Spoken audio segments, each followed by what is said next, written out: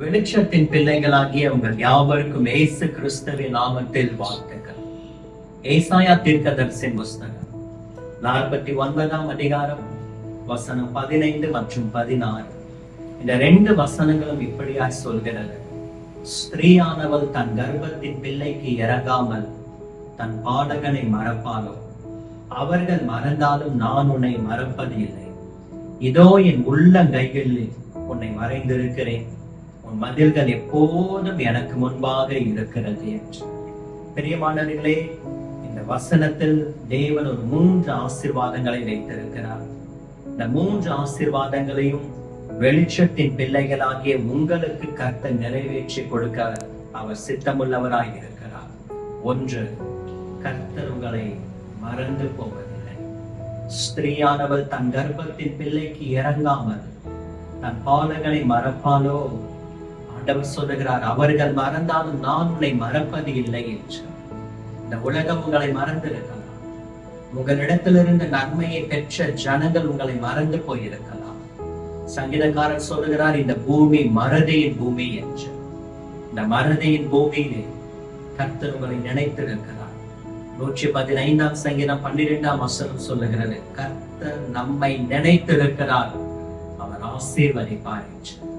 ஆகையினாலே தேவன் என்னை மறந்தார், கர்த்தர் என்னை கைவிட்டார் என்று நீங்கள் ஒருபோதும் சொல்ல வேண்டாம். அவர் நம்மை மறந்து போனால் இந்த நிமிஷம் நாம் ஜீவனோடு இருக்க முடியாது. அவர் நம்மை கைவிட்டால் நான் இப்படி பிரசங்கித்திருக்க முடியாது, நீங்கள் இந்த பிரசங்கத்தை கேட்டிருக்க முடியாது. கர்த்தர் என்னை மறந்தார் என்று நாம் சொல்ல வேண்டாம். தேவன் என்னை கைவிட்டார் என்று நாம் ஒருபோதும் சொல்லாதிருப்போமாக. அவர் உங்களை மறப்பதில்லை, உங்கள் நினைவாய் காணப்படுகிறார்.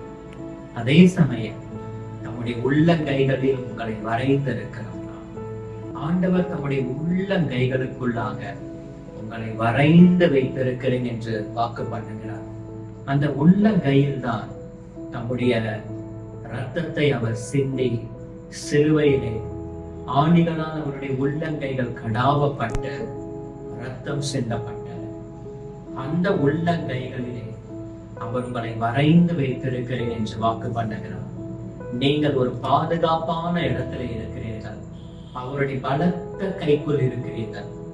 1 பேதுரு 5:6 சொல்லுகிறது, அவருடைய பலத்த கரம் என்று. அந்த பலத்த கரத்தில் இருக்கக்கூடிய இந்த உள்ளங்கைகளுக்குள்ளாக தேவன் உங்களை வரைந்து வைத்திருக்கிறார், புதிந்து வைத்திருக்கிறார். அவர் எப்பொழுதும் உங்களை நினைவாக இருக்கிறார், உங்களை பார்த்து கொண்டே இருக்கிறார். நீங்கள் ஒரு பாதுகாப்பான உள்ளங்கையில இருக்கிறீர்கள். அதே சமயம் இன்னொரு ஆசீர்வாதத்தை கர்த்தர் நமக்கு வைத்திருக்கிறார். உங்கள் மதில்கள் எப்போதும் அவருக்கு முன்பாக இருக்கிறது. அந்த மதில்கள் எப்பொழுதும் அவருக்கு முன்பாக இருக்கிறபடினாலே அது அசைக்கப்படுவது கிடையாது. அந்த மதில்கள் ரட்சிப்பின் மதில்களாக எண்ணப்படும். அந்த மதில்கள் மேலே இரவும் பகலும் அமைதியா இராத ஜாமக்காரர்களை கர்த்தர் கட்டளையிடுகிறார்.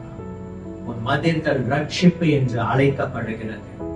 ஆச்சரியமானவர்களே, இந்த 2 வசனத்தில் இருக்கிற இந்த 3 ஆசீர்வாதங்களை வெளிச்சத்தின் பிள்ளைகளாகிய உங்கள் எல்லாருக்கும் கர்த்தர் நிறைவேற்றி தருவாராக. முதலாவதாக, அவர் உங்களை மறந்து போவதில்லை. 2ஆவதாக, நீங்கள் ஒரு பாதுகாப்பான உள்ளங்கைகளிலே நீங்கள் அடைக்கலமாய் அவர் உங்களை வைத்திருக்கிறார். 3ஆவதாக, உங்கள் மதில்கள் எப்பொழுதும் அவருக்கு முன்பாக இருக்கிறது. அந்த மதில்கள் ரட்சிப்பு, அந்த மதில்கள் ஒரு பாதுகாப்பு. வெளிச்சத்தின் பிள்ளைகளாகிய உங்களுக்கு இந்த வாக்கு தத்தத்தை கர்த்தர் நிறைவேற்றி தருவாராக. God bless you. Amen. Amen.